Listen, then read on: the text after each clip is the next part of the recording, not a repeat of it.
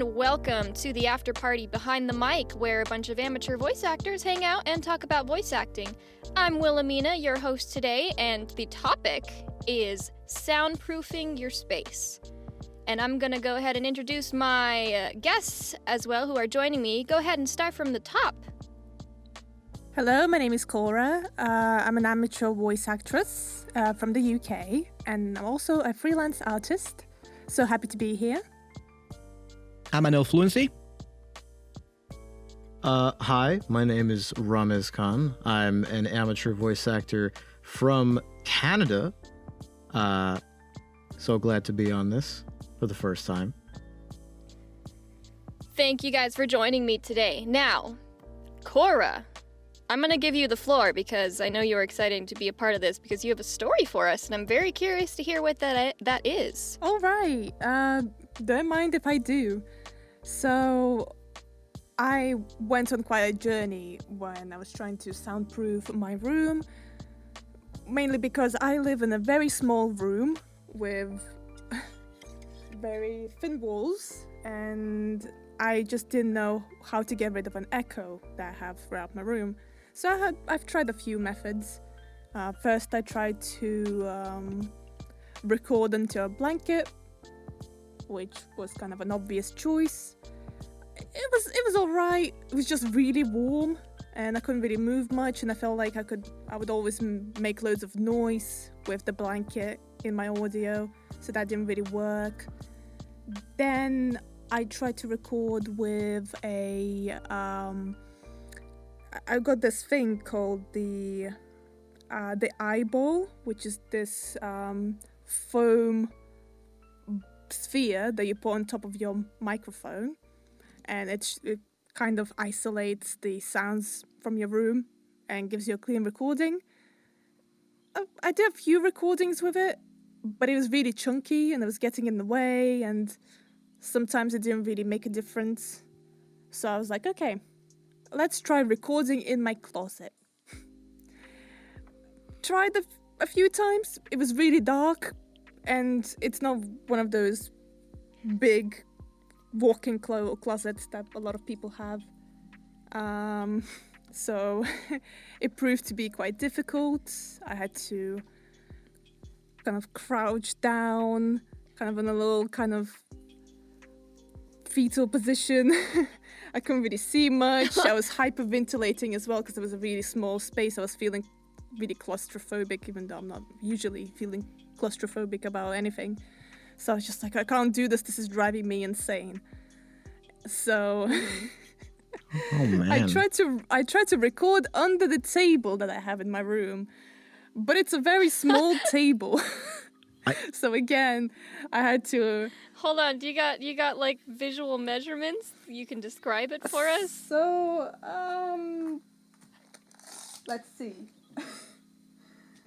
How many feet? How many tall meters? Is this table? Yeah. So my desk How many? is about 28 inches high. I don't know if that gives you like any goodness. imagery. So I tried to like. Did you have to lay down I underneath tried to of sit, it? but I kept banging my head, so I had to like shove my head down, and I was getting neck pains, and I was like, no, I can't do that.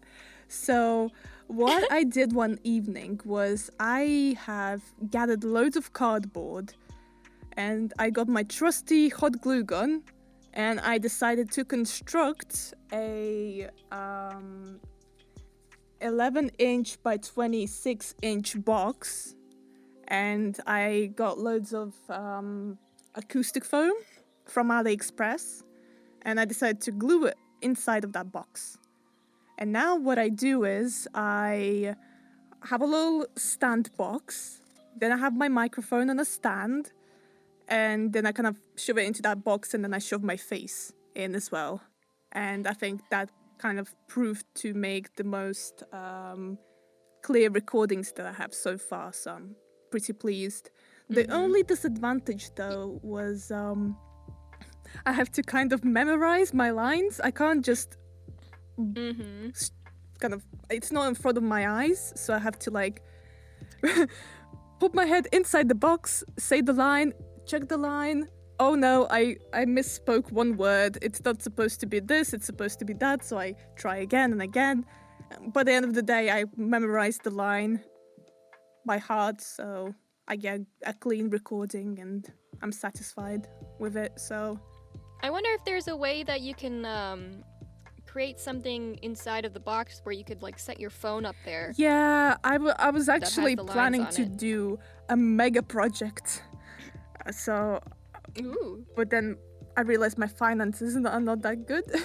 So I want to make a Yeah. mega box. I even like made like engineering drawings or something with the measurements and how much foam I would need to do. I haven't done mathematics in years You did now. some You got like a crafting, whole like basically. illustrated parts catalog. Yeah. Like I was just like, blueprints. oh right. So how big is my table? If I make this box in the length of the entire table and then make it high enough, I can actually put my digital tablet inside of it, attach some fairy lights, and then I could just read off the script and that'll be great. I just imagine the montage music in the background as Cora is like vigorously drawing out the drafts of this box that she's making. Final countdown. I honestly had a lot of fun. Mic boxes are I had a lot of fun planning it, but I feel like I'm gonna move soon, so it's a good thing I didn't start. Have you considered like yeah, that'd be hard to transfer. have you considered like taking the box and like getting like a box cutter and just sort of like cutting like a hole that's like big enough for your laptop or your phone or your tablet? Because if you're like putting a box over your microphone and you're like, maybe you can like cut a hole into it and then you can sort of have like a little window that you could see. I was thinking about it, but I was thinking if I actually get to do a bigger box, then I could actually have the monitor in there. But right now, I just don't feel like cutting the hole in the box would do me any favors. But it works so Yeah. well, I just don't want to ruin it. Mm-hmm.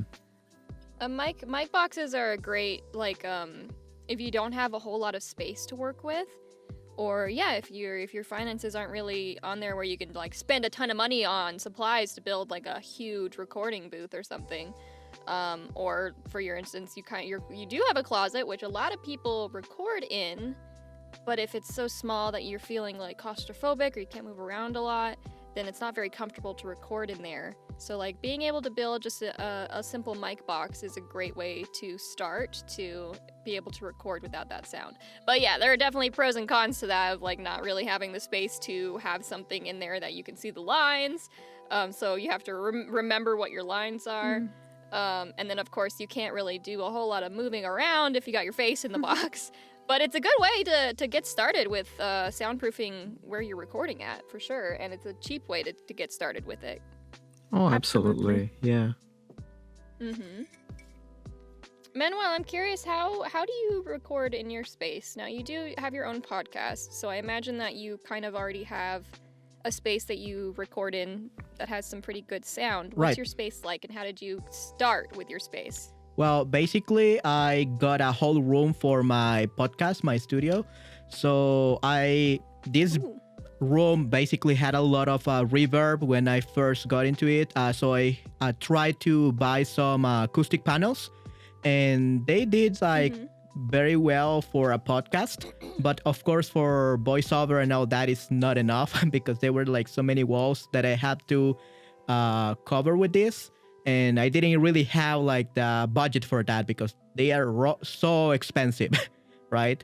So I think that Yeah. blankets are like a much cheaper option for most people. So what I have right now for my studio, I have 2 acoustic blankets to my side. I have my own vocal booth, my PVC vocal booth. I still haven't covered the backside though.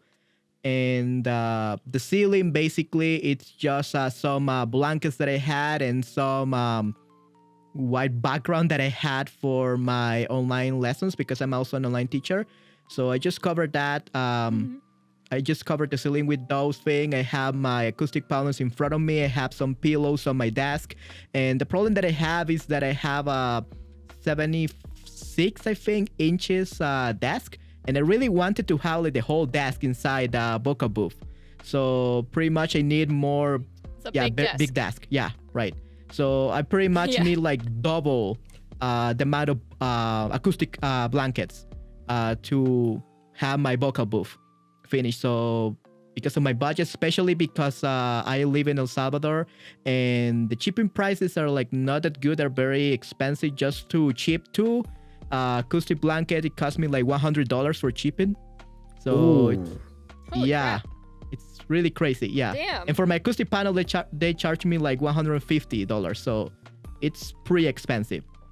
Okay, and probably I could get something similar here in my country, but my country, they don't really care too much about this voiceover and everything, so they will be around the same price here, or even like a worse quality. So I pretty much decided to like splurge basically on all of this because of my podcast. And also the floor, it's not carpet, so I basically had to go and buy some foam floor tiles that they use for home gyms, and they did a pretty good job, but since I'm using my chair in here, they come out of place all the time, so I have to keep like putting them back together all the time. So that was not really like a good option. But I didn't want to use any like carpet or something like that because I'm very allergic to pretty much everything. And so this was like the only option for me that wouldn't like cause me more allergies, especially when I'm recording.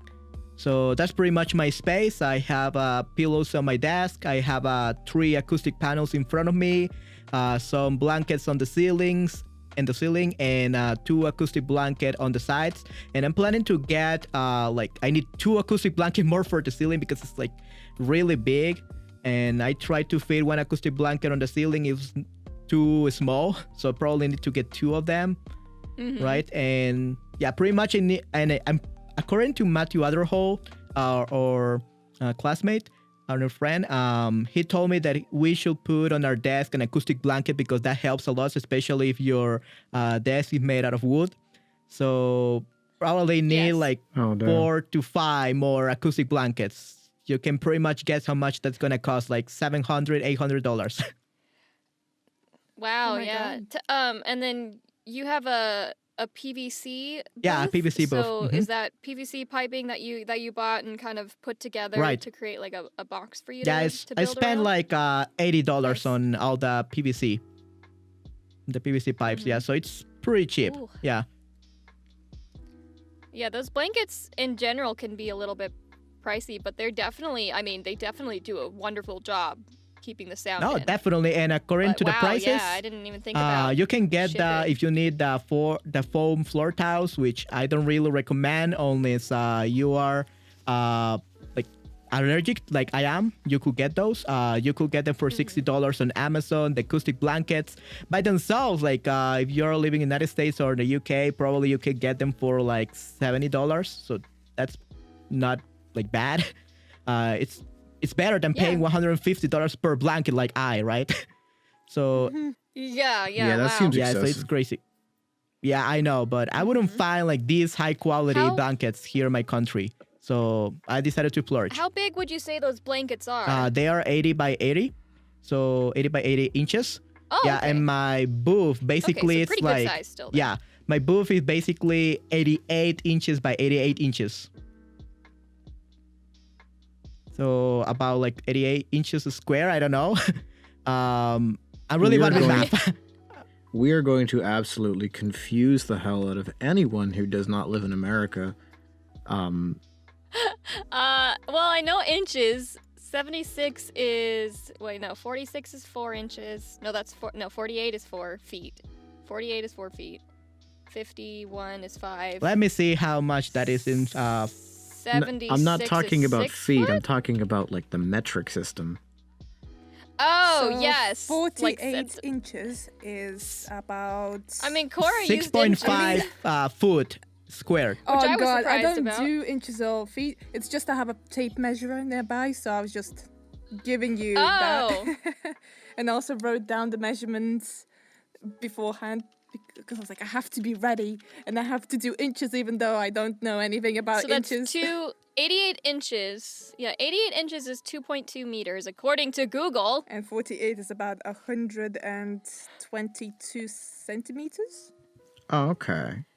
But yeah, 88 inches is pretty good size. That's 7 About foot. a meter or so, 2 meters or so. Yeah, that makes sense. Yeah, basically 2 meters per side. That's a nice size box wow. you've got. Oh, yeah, Yeah, absolutely. very expensive, like I said. And I still haven't finished like putting blankets all over it. I'm using right now like just the normal blankets you could get anywhere, which are not really good actually. Yeah. Yeah, so that's how I have treated my space. But I believe it sounds pretty good. Though, oh yeah, so you mentioned that microphones is not something that we should worry too much. Like we should worry more on the recording space because the higher end you get a microphone, the higher end the microphone is, basically the more reverb it will catch up, so it will detect. So basically, absolutely. Yeah, so just like spending more on splurging on microphone doesn't mean it's a good thing if you haven't treated your space yet. So the first thing you have to do is treat your space and then invest on a higher end microphone. Yeah, and I mean even a lower end microphone can sound good if you're recording in the right space. But yeah, if you splurge on a really, really expensive mic and you don't have a treated space, the audio is just not going to sound good. If anything, like you said, it's going to pick up even more. Right, it's like a lot easier because better mics will pick up sound easier. Yeah, and so it's very important to make sure your space is treated when you're ready to start like auditioning for things. Right, especially the TLM 103. That's one of the standard mics for this industry. But that microphone, like, if you haven't treated your space, and even if you have treated it, it's gonna sound horrible. So you pretty much you don't get it unless you have like a perfect sounding booth. And then Raamiz, how's your space going for you right now, and how did you get started? What was your process? My process? Well, first off, thank you, the two of you, for talking about your stories.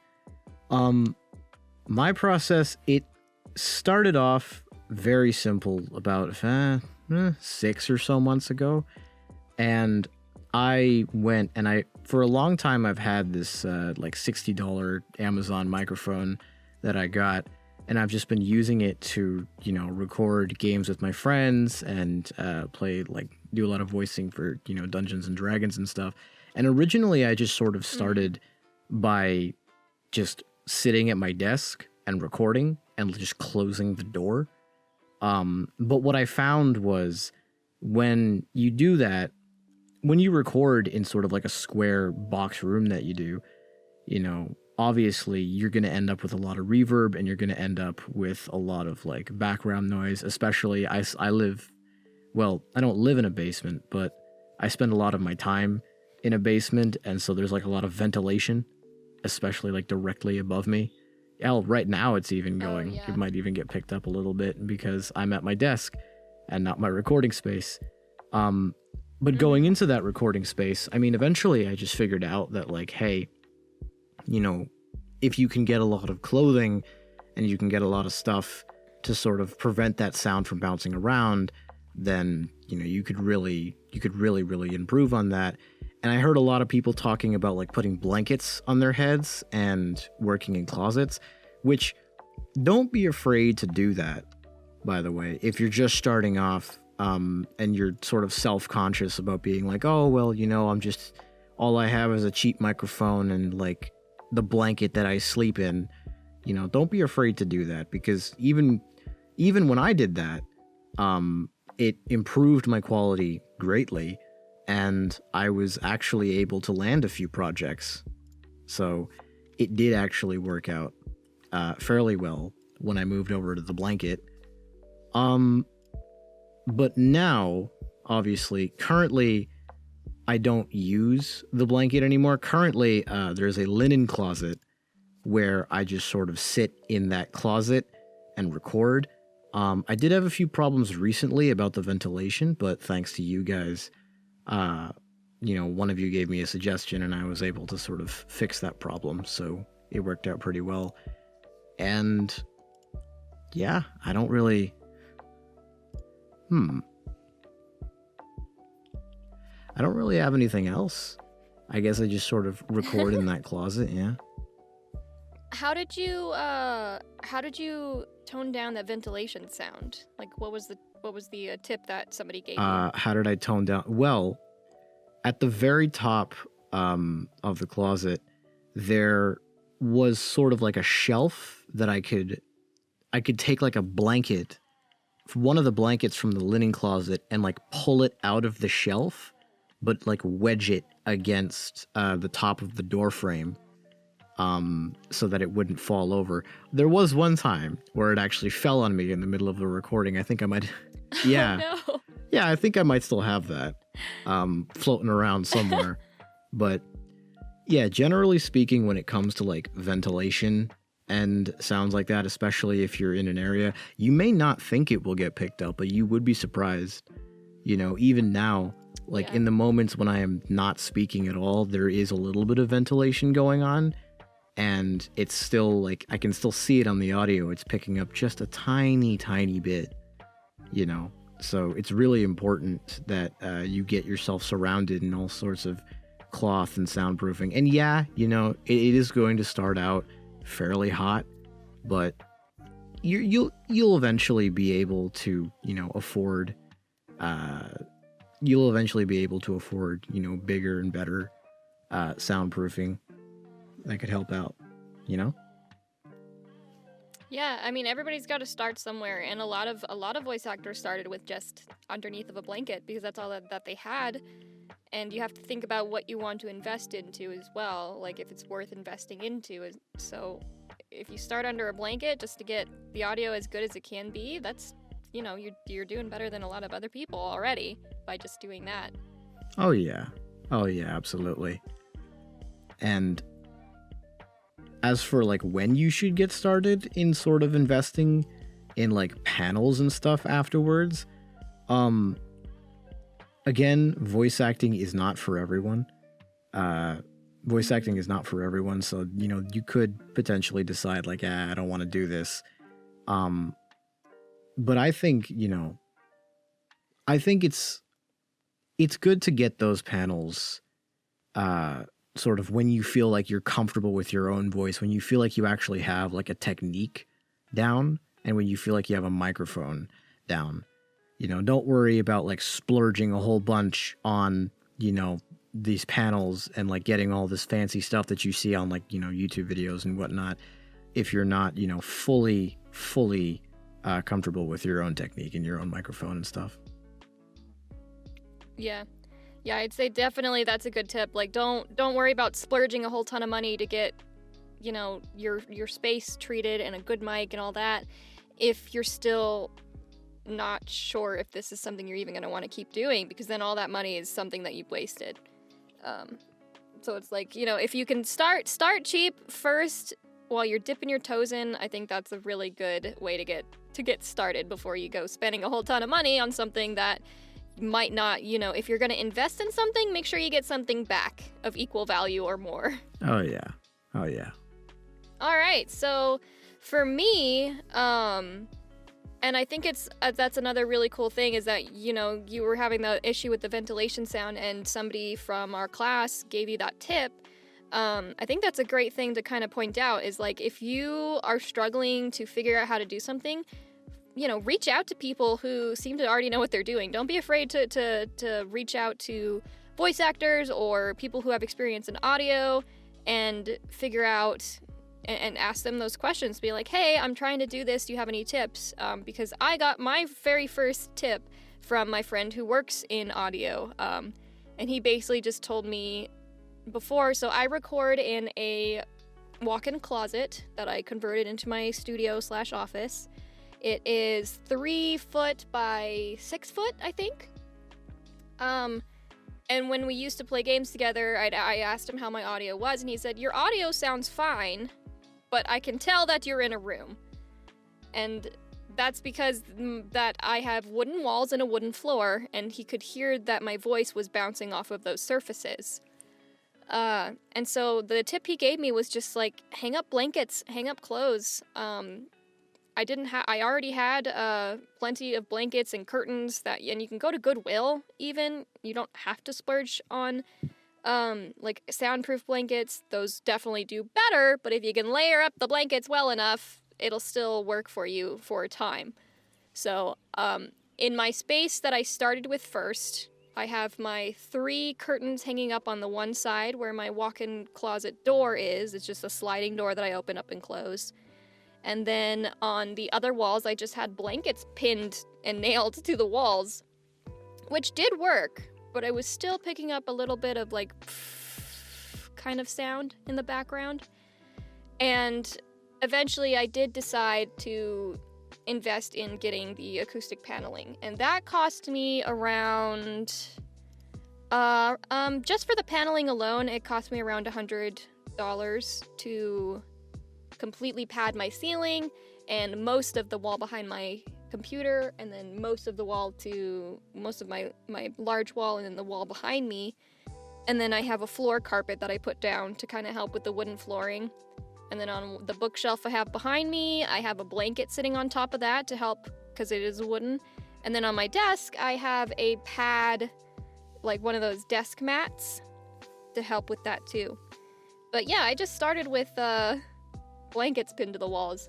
And I think it's like I said before, it's definitely important to know what you're going to be doing before you go invest in things.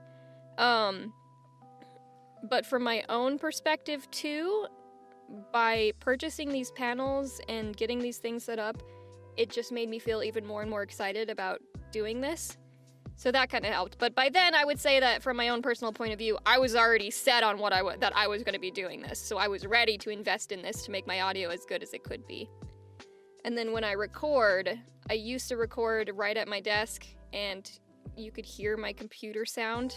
So I'd have to use noise reduction, which is fine. The program I use is Audacity. It's a free program that anybody can use. It's super simple to use. And it does have that nice noise reduction filter that you can put on so that it'll take out that noise. However, it can only take out so much.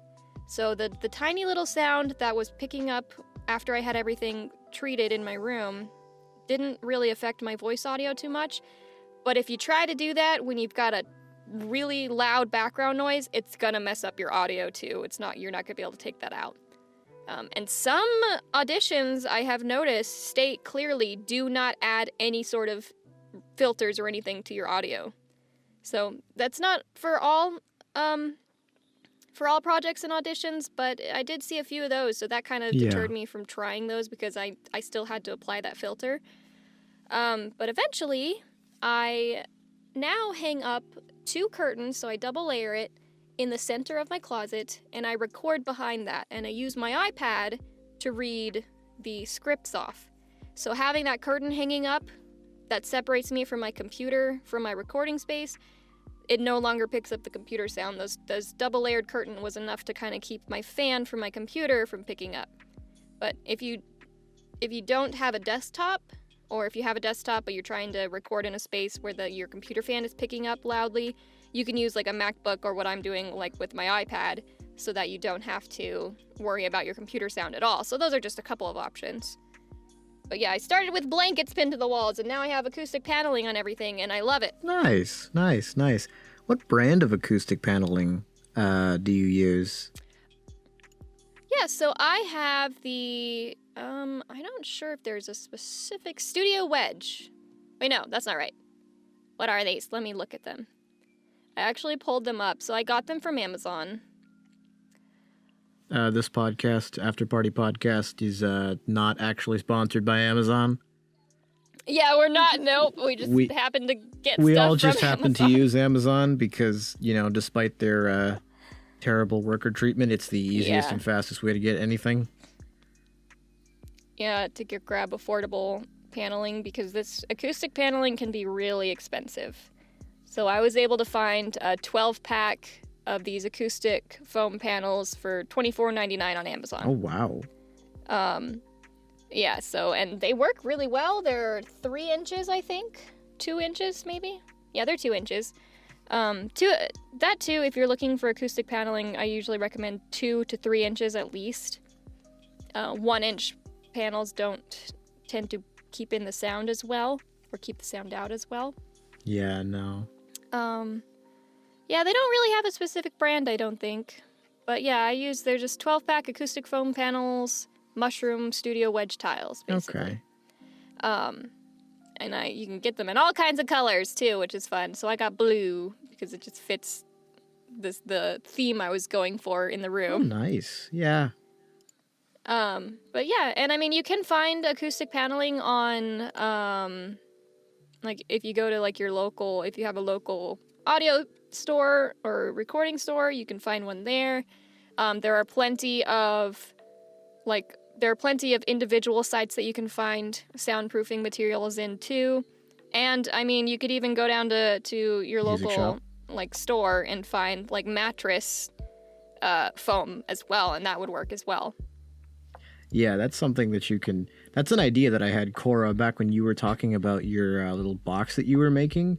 I mean, one idea that I was thinking about as you were talking about that is you could order like mattress foam or like a mattress cover, like a memory foam cover from like online, and then you can take the foam and you can take the gigantic box that they will inevitably send to you, and you can use that gigantic box as your new recording box and just use the foam that the box came in to So, yeah, that's a record in good that. idea.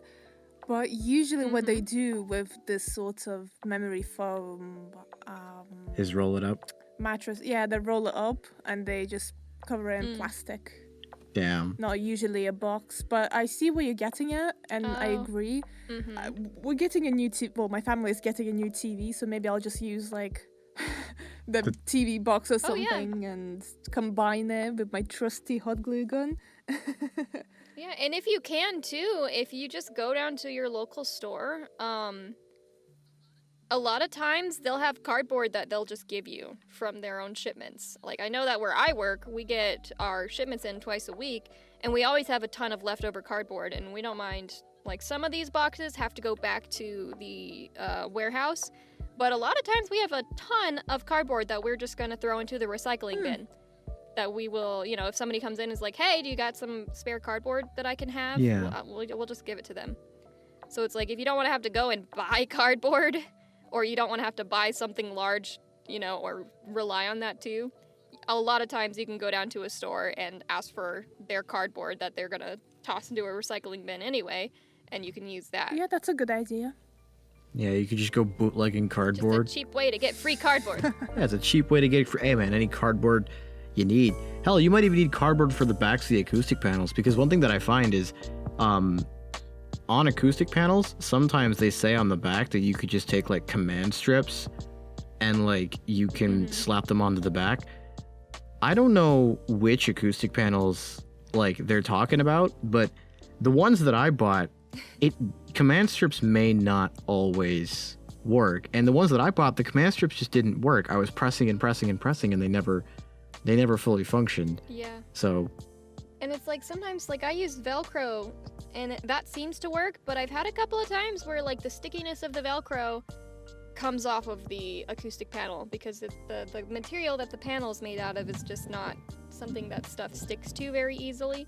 So I have had to like nail in a couple of my acoustic panels that have fallen off because the stickiness is not working. So that's a good idea, just like to just glue some like a cardboard back onto the panel to help attach it to the wall. And that also, again, that creates another layer of insulation to help keep the sound in. oh yeah, just get like some like Elmer spray glue or something and just spray it all over the back. Don't kill yourself. Do it in your garage or something. But like just spray. Yeah, open air. Yeah, just something. spray like some spray some spray glue like all over the back, and then slap some cardboard on it, and then put some weights on it. And that's how I was able to do mine. That's one thing you can do. Nice. Another thing you can do is if you're staying in a place and you are perfectly okay with potentially ruining your walls, they have like outdoor Gorilla Tape. like double-sided Gorilla Tape that is Oh yeah, that stuff. that is really sticky and that will actually work. When I ran out of cardboard in the process of putting up my acoustic panels, I kind of didn't want to wait, so I slapped some of that on, and it was really, really good. But I know I'm going to regret it because one day, like 5 years from now, I'm going to be pulling down all of my cardboard, and there's just going to be like one of my panels is just going to be Gorilla Tape, and I don't remember which one it is. You're not gonna be able to take it off the wall. No, I'm not going to be able to take it off without ripping it or ripping the wall. So. And there's one more thing too I want to mention, because this is advice I gave to someone who didn't really have a space they could create a booth in. And this was still just a simple thing, rather than throwing a blanket over yourself.